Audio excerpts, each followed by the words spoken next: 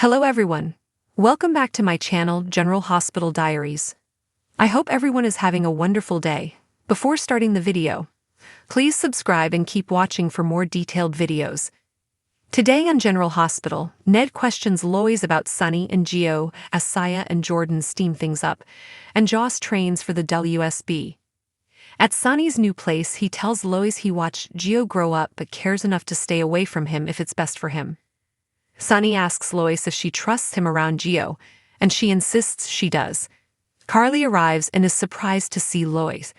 Carly explains she wanted to check out the new place and hopes she's not interrupting. Sunny says they were just talking about Gio. Lois and Sunny fill Carly in on Tracy's reaction to Sunny setting up an educational trust fund for Gio. Lois heads out and Carly notes this is some investment he's making for Gio. Sunny says the Cirillos are his family and can't afford Gio's education, so he's happy to do it. However, Tracy pointed out that people get hurt because of him, and says just look at Michael. Carly says Michael is the other reason she stopped by. She reveals their son called her, and he's moving in the right direction. Sunny asks Carly to give him his love next time they talk. Carly believes Michael will call him, and he loves him too. Lulu walks in the front door of the Quartermain mansion, and finds Brook Lynn talking to Dante. Dante asks Lulu if everything is okay. Brook Lynn is glad to see Lulu, and says Granny is on a tear and she's one of the few who can calm her down. Lulu says she's not doing Brook Lynn any favors after what she's done. Brook Lynn says, "Excuse me?" Dante again asks Lulu if she's okay. Lulu reflects on finding out about the baby and Carly's advice. Lulu says she just doesn't want to get involved with Brook Lynn's issues with Tracy. Brook Lynn storms off and Dante asks Lulu what that was about. Lulu states she's done coddling Brook Lynn like everyone else does. Dante's done refereeing her and Brook Lynn, and he has to deal with what happened between his dad, Gio, and Tracy. He takes off. Brook Lynn goes to her room and Lulu pounds on her door. Lulu storms in and tells her to close the door as she doesn't want everyone in the house to hear this conversation. Brook Lynn asks what this is about. Lulu yells, "It's about how you've been lying to Dante for years." Brook Lynn tells Lulu she is done being nice to her for her granny's sake, so if she has something to say it. Lulu tells her, "You had Dante's baby and never told him." Brook Lynn is stunned. Dante drops by his father's new place and jokes if he had a priest come in to cleanse the place of the Cassadines. Dante wanted to come apologize for what Tracy said and say that what he's doing for Gio is generous. He wishes he had spoken up for him. Sunny says if he agrees with Tracy, he doesn't have to apologize. Dante doesn't agree with Tracy and says he, Jason, and Michael all are lucky to have him in their lives, and he appreciates him. Dante asks why this Gio thing is bothering him. Sunny doesn't want Gio to feel forced to take his money. Dante suggests he tell Gio he doesn't have to take his money and it won't cost him their relationship. Sunny shifts to how Dante is doing. Dante thought that finding out what happened to Sam would give him closure, but it hasn't. He believes he's having a hard time managing because of Lulu.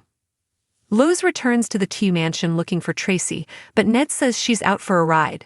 Lois says Tracy's gone too far and fills him in on Tracy interfering in Sunny's offering Gio an educational trust fund.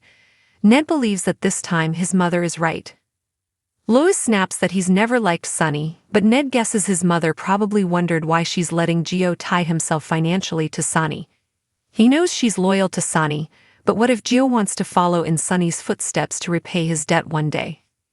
Ned is also confused, as she usually has guardrails up when Sunny's money is concerned, so why is it different when Sunny's money involves Gio?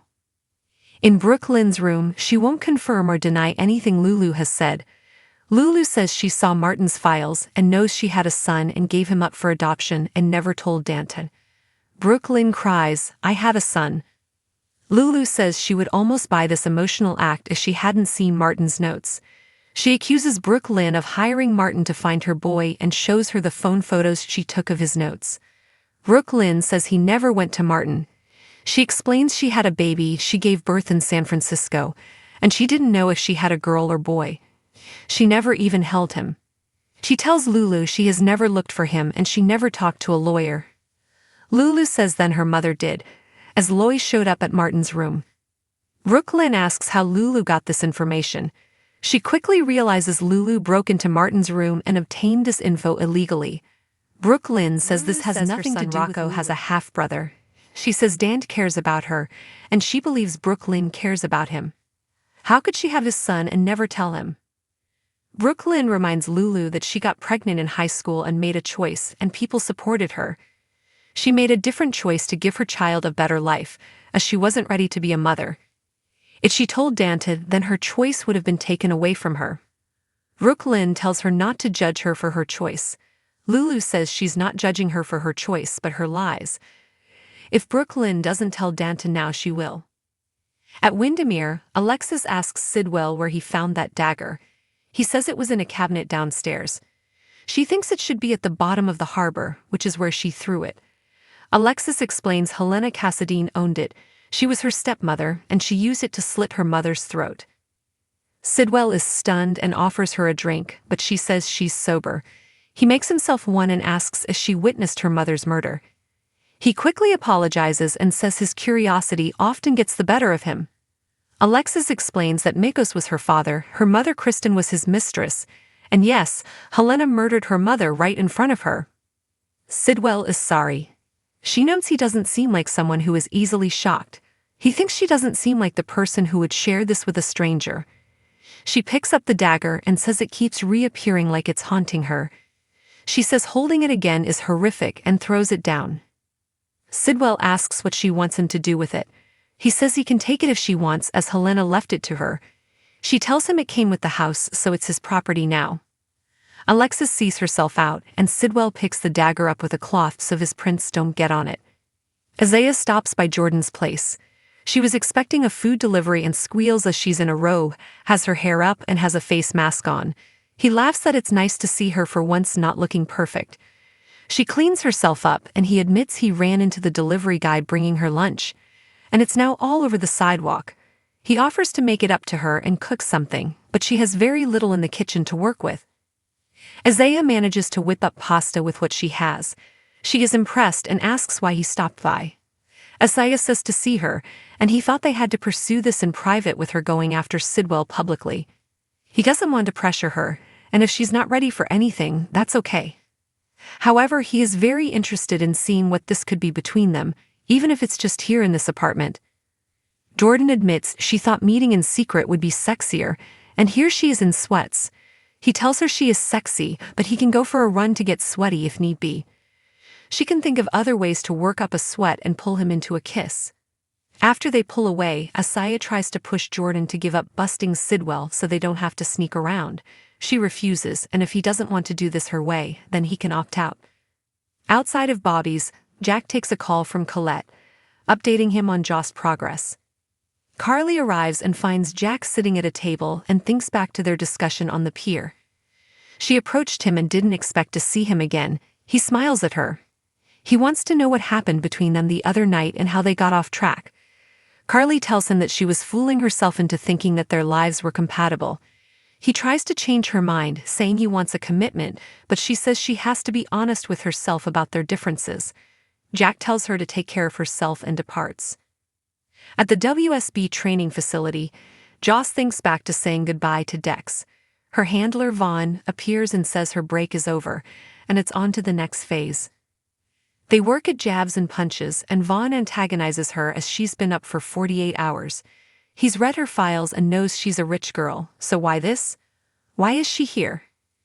Joss says she's seen people die and others use their power to hurt people, so she wants to balance the scales. He tells her if she means that, there's the door and points to it. Vaughn calls her an idealist, and there is no room for that here. He says the WSB changes people, and there is no one more corrupt than a person who used to have ideals. She asks if he believes in anything. He calls himself pragmatic. She tells him that they aren't the same, and she can't give up what she believes in. He flips her and tells her, rule number 1, never fight fair. He asks if she still thinks she has what it takes after pinning her a second time. He tells her she needs to pull out all the stops to survive, pull, scratch, bite. She kicks him in the nards and he goes down. She says, something like that. General He Hospital. groans. Yeah. Lulu pushes Brook Lynn to make things right, and Valentin tells Charlotte it's time they say goodbye. General Hospital teases that Jen Sidwell could be a long-lost, unknown Cassadine, just waiting to wreak havoc on the PC. Is a stunning family addition about to come to light? The world of General Hospital is no stranger to shocking twists, hidden family ties, and long-buried secrets. Now the latest buzz among fans is the possibility that Martin Sidwell, the mysterious and powerful new character in Port Charles, may actually have ties to one of the most infamous families in GH history, the Cassadines. Could Sidwell be harboring a deep grudge against Alexis Davis, and is he plotting to make her pay for past transgressions? Isn't it mysterious that he chose to come to Port Charles, settle in, and set down roots by buying Spoon Island in Windermere? Why would he settle for such a low-key life considering that he's an international player with multiple nefarious businesses? And yet Sidwell instantly glommed on to the dark and deadly Cassadine family estate. Suspicious? Definitely maybe. Sidwell is a sneaky one, and he tried and failed to get Alexis Davis to view the changes he'd made at the castle. Of course she refused, but he wore her down, and in the Thursday, March 6 episode, Alexis finally went to check out the haunted house. Greasy Sidwell said he had something for Alexis, but there was no way she could have known what it was. The knife used to murder her mother in front of her own eyes. Upon seeing the murder weapon, Alexis told him, "I understand that you're new to Port Charles, but you clearly don't know very much about my family." Aha, there's the zinger. That statement sounds so deliberate and declarative that our red flag is flying. Why would Alexis go out of her way to say that Sidwell knows nothing about the Cassadines unless there is an ironic twist, and he actually is one? Sidwell may be playing his cards close to the vest. When he brought out his gift, the dagger that Helena Cassadine used to kill Alexis' mother, it got so quiet you could hear a pin drop. This happened in the Friday, March 7 episode, and after Alexis left in disgust, Sidwell carefully wrapped the dagger, taking care not to touch the handle that now has Alexis' fingerprints on it. What is he up to? Sidwell appears to be playing a game with Alexis, but to what end? His shady behavior makes perfect sense if indeed he has a Cassadine link. We know that Sidwell is a no-good Nick, but if he turns out also to have Cassadine blood, the danger in PC is now at a whole other level. Longtime fans of General Hospital know that the Cassadines are synonymous with power, manipulation, and vengeance. From Helena Cassadine's reign of terror to Victor's latest schemes, the family's influence has left an indelible mark on Port Charles. But what if Sidwell is yet another hidden member of this dynasty? Alexis Davis, formerly known as Natasha Cassadine, has done everything in her power to distance herself from her family's dark legacy. She turned her back on their ruthless ways, choosing law and justice over treachery and deceit. However, that doesn't mean her past won't come back to haunt her. If Sidwell is secretly a Cassadine, he may have been biding his time, waiting for the perfect moment to make his presence known. Whether he is the son of a previously unknown Cassadine or a long-lost relative from one of the family's many secret affairs, his sudden arrival in town could be part of a larger plan to exact revenge on Alexis.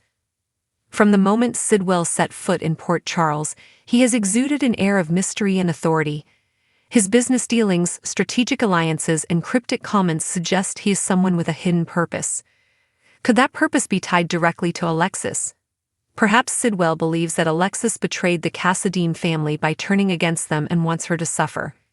He could be working behind the scenes, pulling strings to dismantle her career, damage her reputation, or even put her loved ones in danger. If he is a Cassadine, his tactics may be more psychological than physical, setting traps, creating conflicts, and forcing Alexis to confront painful parts of her past. If Sidwell truly has Cassadine blood running through his veins, his presence in Port Charles could spell serious trouble. His connection to the family could mean he has access to vast resources, making him a formidable opponent for Alexis. One possible scenario is that Sidwell has been manipulating events in the background, using his influence to push Alexis into difficult situations. Whether it's through legal troubles, financial instability, or even personal betrayals, he could be orchestrating a slow and methodical takedown. And if he has allies within the Cassadine family, Alexis may have an even bigger fight ahead of her. Alexis is no stranger to dangerous criminals, navigated complicated family drama, and rebuilt her life time and time again. If Sidwell is truly out for revenge, Alexis won't go down without a fight. She may start digging into Sidwell's past, using her legal expertise and connections to uncover the truth about his lineage. If she can prove he is a Cassadine with an agenda, she may be able to expose him before he has the chance to cause irreversible damage. Additionally, Alexis has allies of her own. With people like Sonny Corinthos, Sam McCall, and Diane Miller in her corner, Sidwell may find that taking her down won't be as easy as he thinks. General Hospital hints that Sidwell's mysterious behavior will reveal itself in due time. Until then, tell us who you think he really is. As General Hospital continues to weave its web of intrigue, fans will be keeping a close eye on Sidwell's every move. If he truly is a Cassadine, his presence could bring back old rivalries, unleash new dangers, and force Alexis to once again reckon with her past. General Hospital spoilers reveal that Kelly Thiebaud recently tapped into her acting background to post an hilarious video of her sad single life. Kelly Thiebaud, renowned for her portrayal of Dr. Britt Westbourne on General Hospital, recently delighted fans with a humorous take on her single status. In a video shared on her Instagram account, Thiebaud showcased her comedic flair by depicting the challenges of coordinating plans as a single individual when friends are preoccupied with their own commitments. Of course, some fans are still asking for Kelly to come back to the show, especially now that Steve Burton has returned as Jason Morgan. Thiebaud has kept fans updated on her projects and personal life since leaving the show in 2023 through her social media accounts. In December 2024, Thiebaud brought back the tradition of sending out photo cards for Christmas. Recently, the actress shared a hilarious video that depicts how her life has changed since leaving the show. Thiebaud posted the single one. The accompanying video makes it appear that she has just gotten out of the shower and is getting ready for a night out. Kelly acts as though she calls several people to find someone to go out on the town with her to no avail. "Hey babe, how's it going?" Kelly began, adding, "Yeah, hey, listen, I was just thinking spring break is coming up, and I was like, I am single, ready to mingle. We need to go to South Beach. Are you down?" She continues, "Oh, you're going to Hawaii with all your mom friends. I love Hawaii, yeah. We'll do something later. Ok, bye." Kelly's next call ended that same way, talking about Las Vegas clubs and dancing all night. However, she was shot down once again with, "You're pregnant. I keep forgetting that. Yeah, that probably won't be fun for you. Yeah, we'll do it another time." Kelly then ends up on the phone with the next friend. "Hey, I was just thinking, I haven't asked anyone else but you because you're my number one and like we have so much fun together, and you know, it's spring break coming up. And I am so single and I really need to like mingle and meet a man. And yeah, you understand." She invited this friend to go to Italy before pausing and replying, "Oh, you and your husband are going away on a romantic trip. That sounds so much fun." She ended with, Yeah, don't worry about it. Italy will always be there." Kelly's little skit was so hilarious that no one could keep from laughing. Kelly may have been single, but she sure hasn't lost anything in the acting department. Kelly and her humor would certainly be a great addition to GH if the writers chose to bring Britt back. Fans can only hope they do. The video opens with Thiebaud appearing fresh from a shower and brimming with enthusiasm, reaching out to friends to organize a spring break getaway. Her initial call suggests the trip to South Beach, only to discover her friend has plans in Hawaii with other mom friends. Undeterred, she contacts another friend, reminiscing about their lively nights in Las Vegas, but learns this friend is pregnant and unavailable for such adventures. In a final attempt, Thiebaud proposes a trip to Italy to a close friend, who regretfully declines due to a romantic getaway with her husband. Each interaction humorously highlights the contrasting lifestyles between Thiebaud's single life and her friend's evolving personal commitments. Thiebaud's comedic portrayal resonated with many, including former General Hospital co-star John Lindstrom, who commented, "Oh Kelly, you crack me up." Fans and colleagues alike praised her ability to infuse humor into relatable life situations, reflecting her enduring talent and connection with her audience. Since her departure from General Hospital in January 2023, Thiebaud has maintained a close bond with her fans through social media, sharing personal updates and creative content. She revived the tradition of sending out photo Christmas cards, further endearing herself to her followers. This recent video adds to her repertoire of engaging content, blending her acting skills with personal anecdotes to entertain and connect with her audience. Thebod's lighthearted approach to her single status not only showcases her comedic abilities but also offers a refreshing perspective on embracing one's current life phase with humor and grace.